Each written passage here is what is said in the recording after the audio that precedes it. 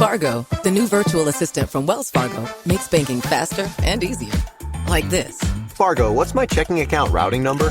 And this. Fargo, turn off my debit card. And this. Fargo, what did I spend on groceries last month? And that's just the beginning. Do you, Fargo? You can. In the Wells Fargo mobile app. Learn more at wellsfargo.com/getfargo. Terms and conditions apply. Your mobile carrier's availability and message and data rates may apply. Wells Fargo Bank, N.A., member FDIC. The National Broadcasting Company presents Joel McCrea in Tales of the Texas Rangers. Tonight, transcribed from Hollywood, another authentic reenactment of a case from the files of the Texas Rangers.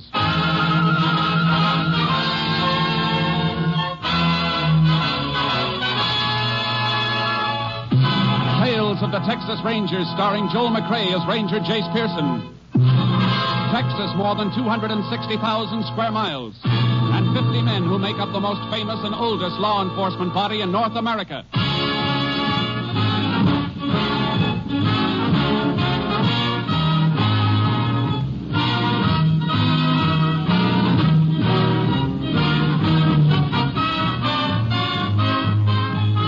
Now, from the files of the Texas Rangers come these stories based on fact.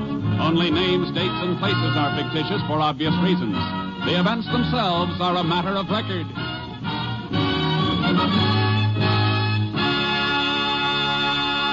Case for tonight, Canned Death.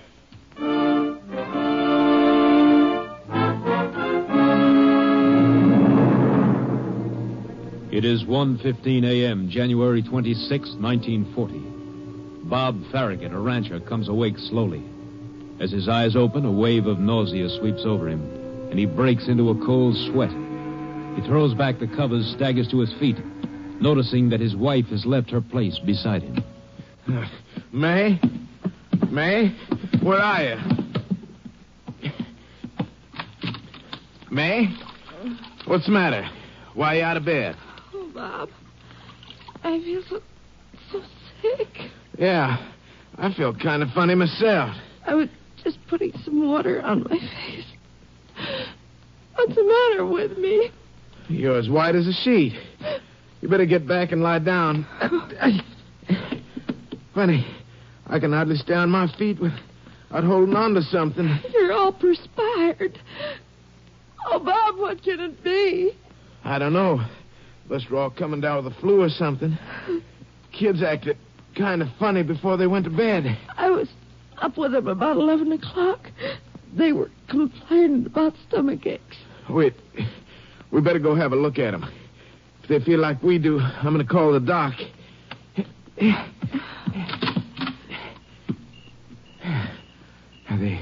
They seem to be all right now. Both sleeping. Better close the window by Petey's bed. Janet's got covers kicked off. I'll put a quilt over it. We better get back to bed ourselves. Have Doc out in the morning. Oh, I never felt so sick. Bob? What is it? What's the matter? Oh, Janet's face. It feels so funny. Bob, she isn't breathing. She feels so cold. Now, don't go getting yourself excited. I'll wake her up. Janet? Janet? Wake up, baby. Janet! Wake up, baby! Wake up! Petey! Wake up, Petey! Bob! Petey! Oh, what's the matter with him? Doc. Gotta call the doc. Right away. Stop! Don't leave me! Stop! May. May. May. Gotta get help. Get somebody to help. Gotta get downstairs to the phone.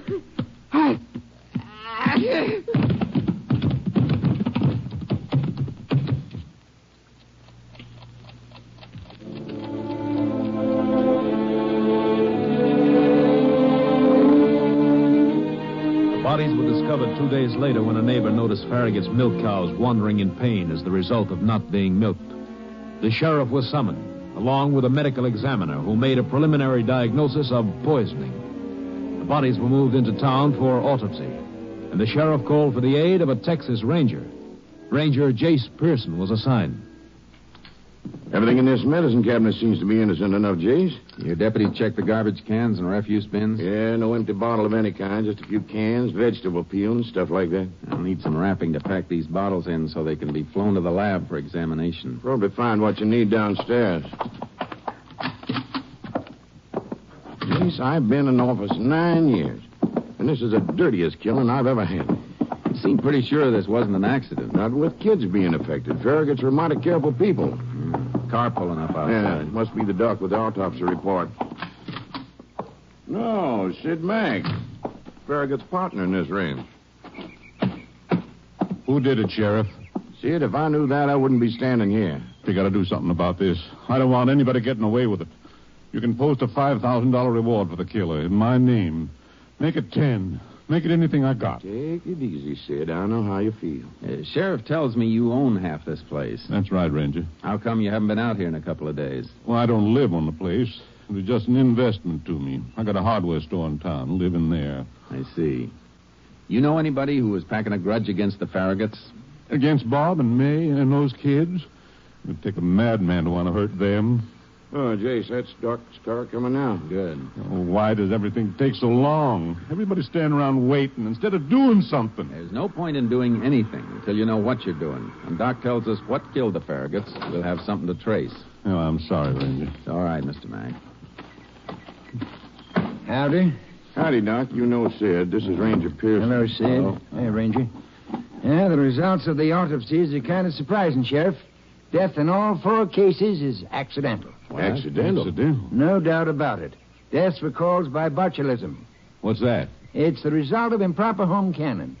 Stomach contents showed the Farraguts had made their last meal on green beans, potatoes, and canned sausage meat. There's nothing in that to kill him. Yes, there is, Mr. Mack. The doc's right. Canning meat at home is tricky business, Sid. Should be done under steam pressure at high temperature. If it isn't, bacteria forms, and it's plenty deadly. You sure that's what killed him, Doc? Bacteria was unmistakable, Sheriff. It was the sausage meat. Nothing else. Guess we should be thankful in a way. It's nice to know it wasn't murder. Dead. Just from sitting down to a meal. And they're all dead. Well, Jace, looks like I brought you down here for nothing. I don't know, Sheriff. Looks like we've got a real job on our hands anyhow. What do you mean, Ranger? The sheriff and I have fine-combed the house. There's nothing in there that's home canned and no equipment for home canning. Hey, that's right. All we did find was 1 canning jar on the kitchen green board. Must have been washed out along with the dishes from the last meal aid. Are you sure of that? Wasn't even a steam boiler big enough for home canning. And a woman doesn't just put up 1 jar. She cans in batches, and the whole batch might be contaminated. Women do pass out samples of their home canning to neighbors and friends. That jar must have been a gift. Quite a gift.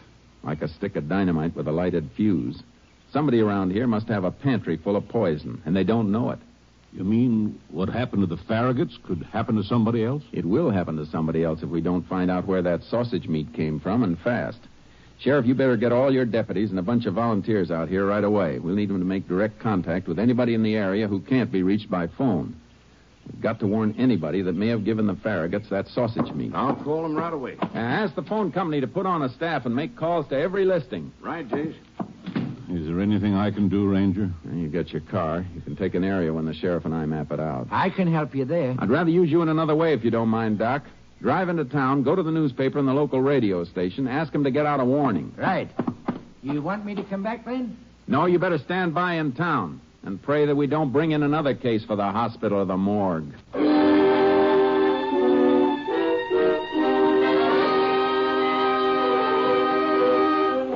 For 5 days and nights, we covered the territory, the shacks and farms and ranch houses without phones, and then doubled back on the phone listings that hadn't answered, running down the whereabouts of people away on business trips or vacations, but we couldn't locate the source of the contaminated meat. If only somebody'd come forward and admit that they canned the stuff the Farraguts ate, we'd know we were safe. They may be afraid of being held responsible for the deaths. It is something to wonder about. Yeah, we're almost back to my office. Maybe one of the other men has left a report. What time is it? Almost midnight. Yeah, here we are.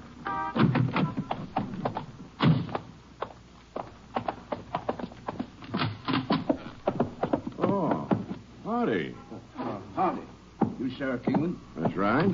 This is Ranger Pearson. Hello? What can I do for you? My name's Burton. I just came down from Dallas. I'm an investigator for the Midland and Frontier Insurance Company. We understand that you're still investigating the death of the Farragut family. Well, we're trying to find the source of the stuff that killed him, if that's what you mean. And this isn't a criminal investigation? No. Deaths were accidental. What's your interest, Mr. Burton? Well, Ranger, it is unusual for an entire family to be killed, except for a highway accident or a fire, some natural calamity. And the Farraguts were all heavily insured by my company. I'm just making a routine checkup before we pay the beneficiary's claim of $30,000. $30,000? You say your company insured all the Farraguts? That's right. $10,000 each on Farragut and his wife, $5,000 each on the children. All the Farraguts are dead, though. Who is the beneficiary? Mr. Farragut's partner, Sid Mack. Sid Mack. How long ago were those policies written, Mr. Burton? A little over a year ago, when the partnership was formed. That's the main reason my company wanted to make certain about your investigation. It's a matter of routine for partners to insure each other, but... But this involved Farragut's whole family. Yes. However, since there's no criminal investigation, we'll have to honor Mr. Mack's claim. Thanks for your time, Sheriff. Just a second, Mr. Burton. Yes? If I were you, I wouldn't recommend payment of that claim just yet. But the sheriff just said that there's no criminal investigation. There wasn't a minute ago, but there is now.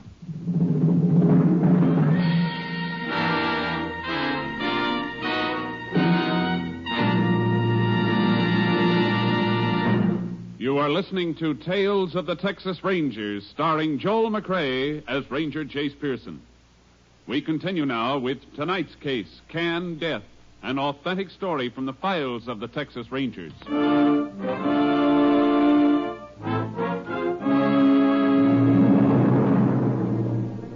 In the morning, Sheriff Kingman got a search warrant for Sid Mack's house. Mack had already left for the hardware store, but we were admitted by his hired girl. She was young and frightened. She watched us in silence as we started our search and then disappeared. Nothing in here, Jace.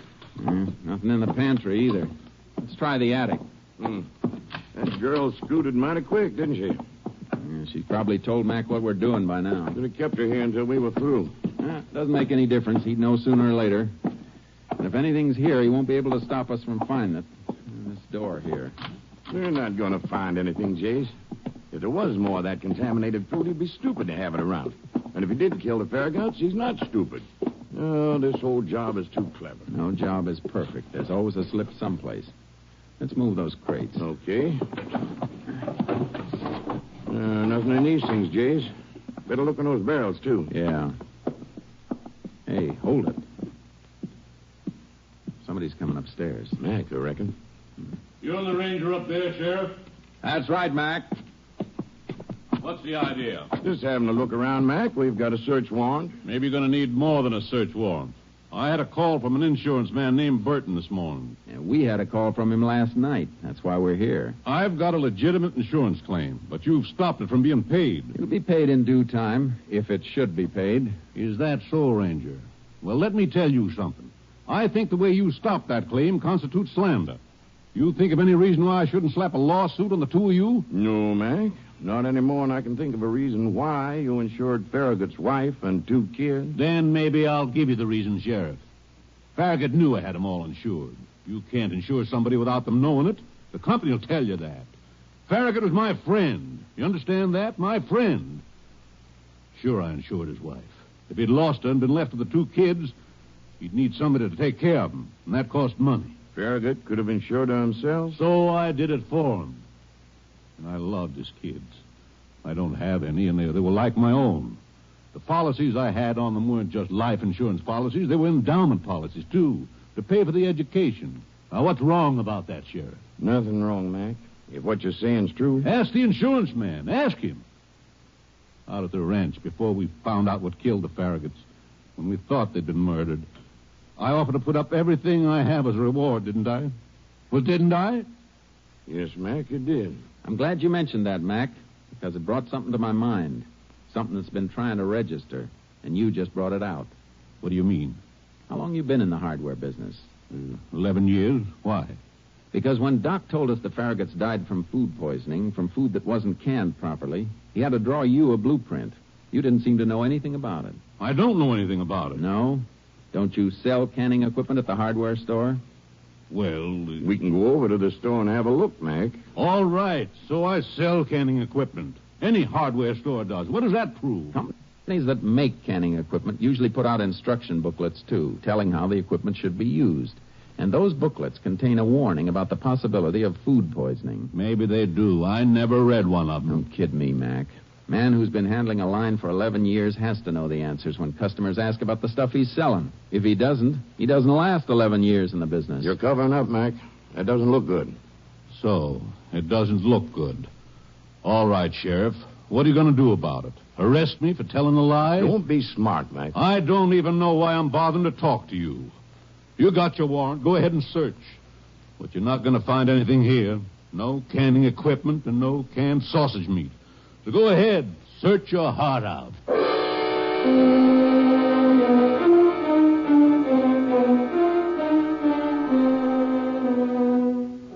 Mac wasn't hedging anymore, but having him out in the open made me feel uncomfortable. He was too defiant, too sure of himself. We finished our search, but we found nothing. Started back for the sheriff's office. He knows something about those desks, Jace. Practically told us so, right to our faces. I know. We can't prove anything. Yeah, he could have brought canning equipment home from the store. Could have taken it any place. Then ditched it when he was finished. He'd need more than just the equipment, Sheriff. What? Hog meat? Might have bought a hog or had one butchered at some farm around here. But which one? We checked every house in the territory once, warning them about the meat. I reckon we'll have to check them again from a different angle. Be a job. Some folks off in the backwoods keep a hog or two. We'll check them all. I'm towing a double horse trailer. We can load your mount in with charcoal in case we need them for the woods or hill country. Matter of fact, places off the beaten trail might be our best bet. I know it's got to be done, Jace, but even if we find a place, can't jail them for buying hog meat. Just the same, it's our next step. And it might be the step that starts Mac on his way to a cell.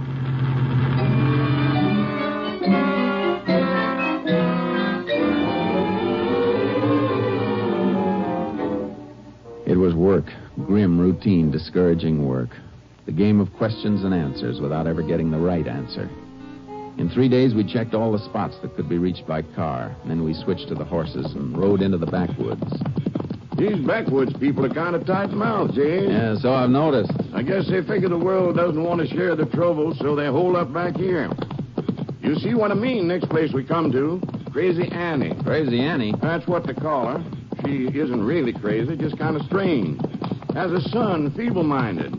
They had him at the state asylum for a while, but he was harmless, so they let him go. Old lady came into the woods with him, and, well, they've been here ever since. They got hogs? Yeah, hogs, a couple of chickens. That's about all they have got. Oh, yeah, they got one other thing. The meanest dog in the state of Texas. Keep your eye open for him when we ride up. Don't they keep him tied? Yeah, but he chews loose. Hates everybody but the old lady and her son. Place is just through this clump of trees. Hey, hold it, Sheriff. Ooh, Charlie. boy. Hold it. Yeah, look at that. Mound of earth covered with rocks and a cross sticking up at the head. Looks like a grave. Reckon Luke did that, old Annie's son. Always burying dead birds and things. Gives them all first-class funerals. Oh. Now get up, Chuck. Oh, come on, boy. There's Luke now. Luke! Yeah. You scared him. He took off for the woods like a jackrabbit. Yeah, never know how he's going to act. I don't see any dog anyplace. No. First time I come here that he hasn't tried to sample my pants. Oh, there's the old lady coming out of the shack now. Yeah, I see her. Oh, Ooh, Charky. Ooh, boy. Howdy, Annie. You frightened my Luke. Why do you come to frighten him? We don't mean him any harm, ma'am. We just came to see you. Where's your dog, Annie? I don't want him sneaking up on me. The devil came for him. He's dead. And Luke cries for him. He's afraid in the night without the dog. Maybe you're just as well off, Annie. That hound might have turned on you sometime. How are the hogs coming? See, the sow has a new litter. Yeah, those sucklings ought to make good canning. Maybe you got some canned meat that I could buy. I ain't got nothing canned. Not until we butcher. That's true, Jace. Ford checked her shelves when we were warning everybody. I see. You ever give any canned sausage meat to the Farraguts? I never give 'em nothing. Why are people always asking me that? You know the Farraguts are dead, don't you, Annie? Yeah. If you never gave anything to the Farraguts, did you ever give or sell any canned sausage to Sid Mack? Or any hog meat, or even a live hog? Well, did you, Annie? You got a right to sell what you own. I don't know the man you talk about. Now, don't lie to us, Annie. We're friends. You know that, don't you? I never sold him nothing. I never did. He never come up here. All right, Annie. You want to ride on, Jace? No sense trying to catch Luke. When he's scary like he is today, he can't even talk. Yeah, let's go. Goodbye, ma'am. Goodbye, Ann. Up, Charlie. Up, boy. Of course, it's hard to tell with anybody like that, Jace, but she seemed to tighten up when you mentioned Sid Mack. She did. Her hands started to work nerves. And the boy Luke ran when he saw me. Of course, he's done that before. If they can give us any information, it isn't going to be easy to get. I got an idea. Maybe a wrong one, but it's worth a shot. Let's turn back for town. Come on, Charlie. Come on, boy. Come on. You going to tackle Mac again? No. I want to see the doctor.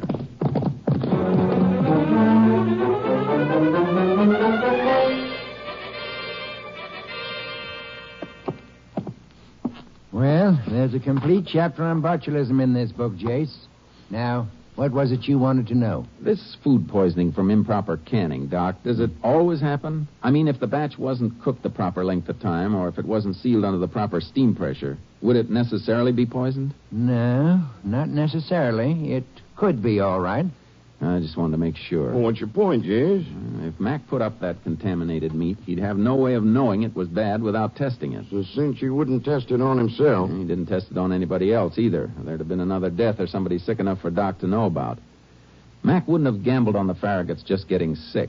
He wouldn't have even gotten the food to them unless he was sure it was deadly. Well, he could have tested it on an animal. Would an animal eat that food, Doc? Well, the meat'd seem all right by taste or smell. Yes, an animal would eat it. That's all I wanted to know, Doc. Sheriff, we're going for another ride in the woods. I think I know what for. Shouldn't take two guesses. We're going to dig up Luke's dog and send it to the lab at Austin. I want to know what that dog died from.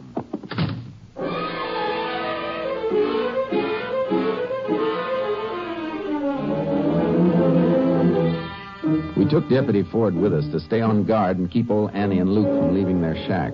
We dug up the dog and sent it to Austin. The answer fit. Death by food poisoning. Sheriff and I rode back to the shack in the woods. Old Annie was white and shaking, and her son huddled in a corner. His eyes enormous and frightened, his lips numb. Annie, believe me, nobody's going to hurt you or Luke. But you've got to help us. You had no reason to harm the Farraguts. We know that. But we're after the man who did have a reason. I don't know. All you have to do is tell us. Was Mac here? Did you sell him anything? Or can anything under his direction? I guess it's no use, Jace. Yeah, we can try again when we get to town. Annie, you and Luke will have to come with us. We're taking you in. I don't want to come back. Luke, listen to me. We're only taking you into town. I wouldn't have to do that if you or your mother'd answer my question. They're lying, boss. They want to take me back there. Mr. Mack says they'd take me back. Mack said? Wait a minute, Sheriff. Where did Mr. Mack say they were going to take you, Luke? You know where. The place where they took me before. They ain't gonna take you, Luke. I won't let him. Yes, I think he means the asylum. That's what he does mean. That's the key to why he won't talk. Wait, I got a hunch. Luke, Mac isn't a good man. He killed your dog. Well, he did, didn't he? No. He was always giving me stuff to feed him. My dog died. He died. You're getting to him, Jace. We don't want to send you away, Luke. Mac lied. He's the one.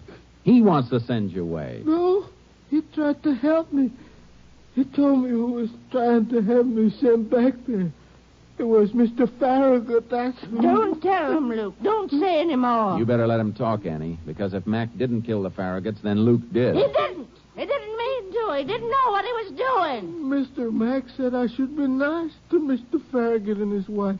Then they wouldn't send me away. What do you mean by telling you to be nice? He said I should go and bring them a present. He gave me the present to bring. Something nice for them to eat. Something in a jar? Something canned? Yeah. The same kind of stuff he always kept giving me to feed my dog. And my dog died, and Mr. Farragut and his lady and the little babies, they died too. That's it, Jace. Making him an accessory to the murder of 4 people. I know. But with Luke's background and with a smart defense attorney in court scaring him and confusing him, Luke's story wouldn't hold up. Mac could get away with it. But what else can we do? Gotta find the rest of that food and prove it passed through Mac's hands. He had a batch of it, kept feeding the dog samples until he found a jar that was deadly. Annie, your boy's in trouble. You know that, don't you? Leave him alone. How much of that stuff did Mac bring up here? A lot. But he kept it hid someplace in the woods, except in what he fed the dog. He didn't tell us why. And after the dog died, that's when he got the jar from his hiding place for Luke to take to the Farraguts, wasn't it? Luke never knowed what killed the dog till after. No. Mr. Farragut, he thanked me and he gave me $50. And the lady, she smiled at me pretty. Luke, do you know where Mac hid that food? Did you see him digging any place? Did you follow him? I never knew where he kept it. He always went over the hill, way over where it's all rock. That rock formation across the gully, Jace, about a mile from here. Think he left the stuff there? Yeah, it wouldn't be safe for him to cart around. He had to leave it someplace. Come on. We're going to need more men, Sheriff. We may have an all-night digging party. Ford? Yeah, Sheriff. Just watering the horses. Well, hop on yours pronto and head for the nearest ranch. Get on the phone and call for deputies. Tell them to bring shovels and keep their mouths shut about where they're going. I want them up here right away.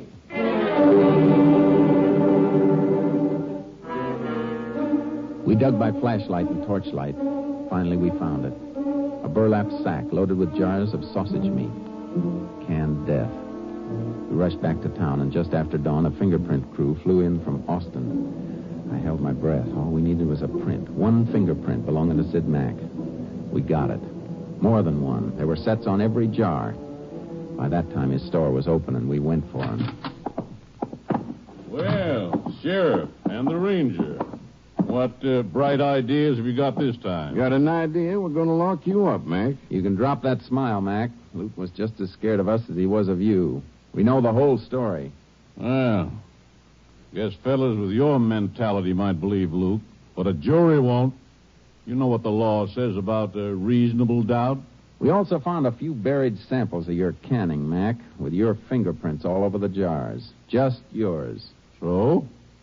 Like you once said, I sell canning equipment, and I handle the stuff I sell, so my prints were on the jars. Smart, isn't he, Sheriff? Regular genius. Thanks. Sorry I can't return the compliment. You're just like all the smart ones, Mac. You just made one mistake, and it was a real stupid one. About those prints. You had to put them on the jars after they were filled, when the canning was completed. Any prints that were on before would have been boiled off. Don't go for that claw hammer, Mac. Don't make me put a bullet in you. Because heaven knows, Mac, I'm tempted. Wait a minute, Sheriff. I'm not resisting. I'm not touching anything. All right. Move. Better lock the door, Mac. You won't be coming back.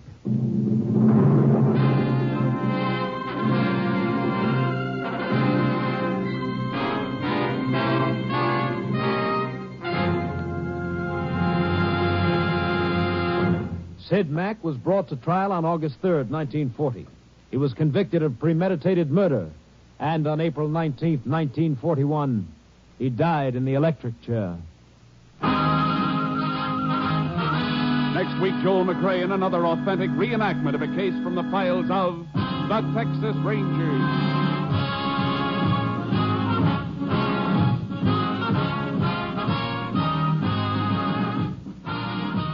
Joel McRae is currently seen starring in the Universal International Technicolor production Frenchie. Tonight's cast included Tony Barrett, Paul Frees, Virginia Gregg, Will Wright, Ken Christie, Joe Forte, Edmund McDonald, and Don Diamond.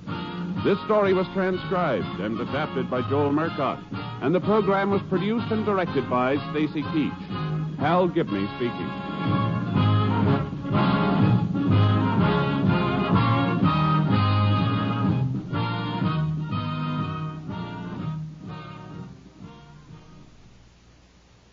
3 chimes mean good times on NBC. Gordon MacRae sings for you tomorrow evening as the Railroad Hour presents a melodic adaptation of the dramatic opera Madame Butterfly. Gordon's guest for this Railroad Hour presentation is lovely soprano Nadine Connor. And your Monday of Music tomorrow also includes a concert by the voice of Firestone with guest artist Eugene Conley. Phil Baker asks the $64 question next on NBC.